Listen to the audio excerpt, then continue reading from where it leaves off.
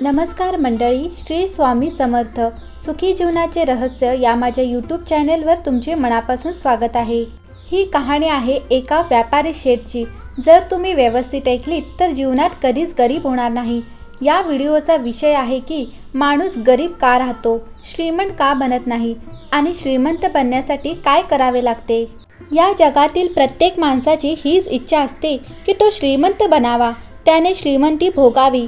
गरीब मुळीच असू नये, कारण गरीब माणूस नेहमीच तनाने आणि मनाने दुःखीच असतो.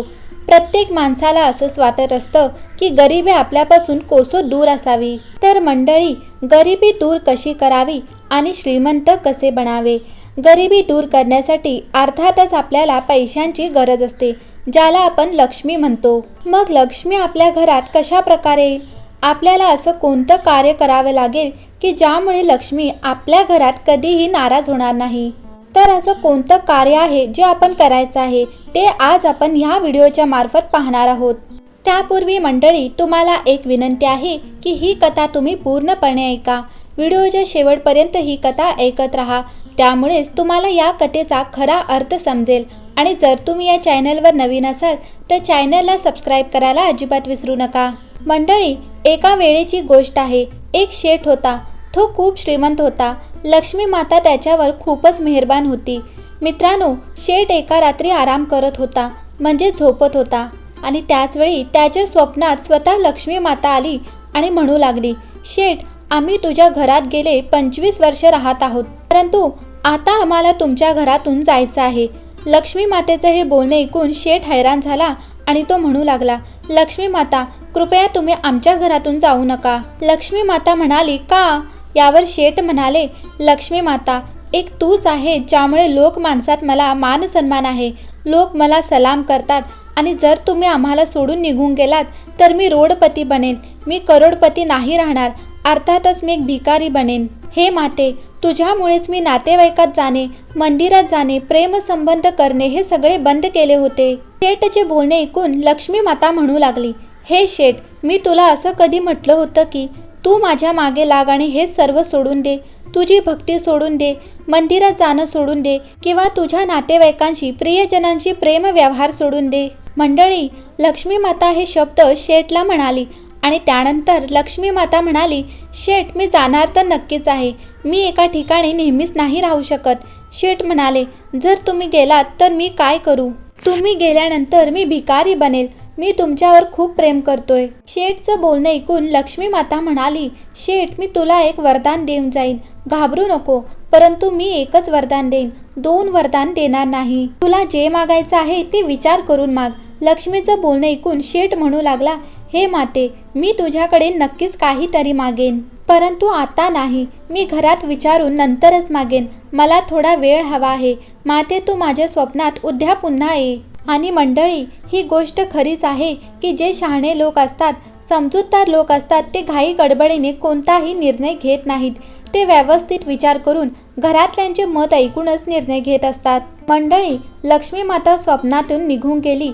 सकाळी शेठ जेव्हा जागा झाला तेव्हा तो त्याच्या 4ही सुनांकडे गेला आणि त्यांना म्हणाला, मुलीनो, आता आपण भिकारी बनणार आहोत. शेठचे बोलणे ऐकून सूनबाई बोलू लागली, बाबा, असं काय झालंय की आपण भिकारी बनणार आहोत? सुनेचं बोलणे ऐकून शेठ म्हणू लागले, सूनबाई, रात्री माझ्या स्वप्नात स्वतः माता लक्ष्मी आली होती आणि लक्ष्मी मातेने मला सांगितलं की मी आता तुमच्या घराला सोडून जाणार आहे. परंतु जाताना लक्ष्मी माता मला हे सुद्धा म्हणाली की मी तुम्हाला एक वरदान देऊन जाणार आहे. आणि सूनबाई, तुला हे तर माहीतच आहे की जर लक्ष्मी माता आपल्या घरातून निघून गेली तर मग आपण गरीब बनणार. आपलं हे सर्व ऐश्वर्य निघून जाईल. आपण रोडपती बनणार. आपण भिकारी बनू. परंतु मातेने आपल्याला एक वरदान मागायला सांगितले आहे. परंतु मला समजत नाही की मातेकडे मी कोणता वरदान मागू. मोठ्या सुनेला विचारलं, सूनबाई, तू सांग, मी लक्ष्मी मातेकडे कोणता वरदान मागू? मोठी सून म्हणाली, बाबा, तुम्ही लक्ष्मी मातेकडे सोने, चांदी, दागिने मागा. शेठ ठीक आहे असं म्हणाले. त्यानंतर शेठने त्यांच्या 2 नंबरच्या सुनेला विचारलं, बेटा, तू सांग, लक्ष्मी मातेकडे मी काय मागू? तेव्हा 2 नंबरची सुनबाई म्हणू लागली, बाबा, तुम्ही लक्ष्मी मातेकडे सोनं, चांदी काही मागू नका. तुम्ही फक्त शहरातील शाळा, कॉलेज आणि हॉस्पिटल मातेकडे मागा, कारण शाळा, कॉलेज आणि हॉस्पिटलमधून खूप मोठ्या प्रमाणात कमाई होत असते. शेठ म्हणाला, ठीक आहे. त्यानंतर शेठ ते 3 नंबरच्या सूनबाईला विचारलं की सूनबाई तू सांग तुझ्या काय इच्छा आहे, मी लक्ष्मी मातेकडे काय मागू. तेव्हा 3 नंबरची सून म्हणू लागली, बाबा तुम्ही लक्ष्मी मातेकडे शहरातील सर्व जमीन मागा. जमिनीवर आपण शेती केल्यामुळे आपल्या घरात खूप सारे धान्य येईल व त्यामुळे आपण कधीच गरीब होणार नाही, आपण नेहमी श्रीमंत राहू. शेठ ठीक आहे असं म्हणाले. त्यानंतर शेठने सर्वात छोट्या सूनबाईला विचारलं, बेटा आता तू सांग तुझी काय इच्छा आहे, तुला काय वाटतं की मी लक्ष्मी मातेकडे कोणता वरदान मागावा. छोटी सूनबाई म्हणू लागली, बाबा मला सोने नको, मला शाळा कॉलेज किंवा हॉस्पिटलही नको किंवा मला शहरातील जमीनही नको.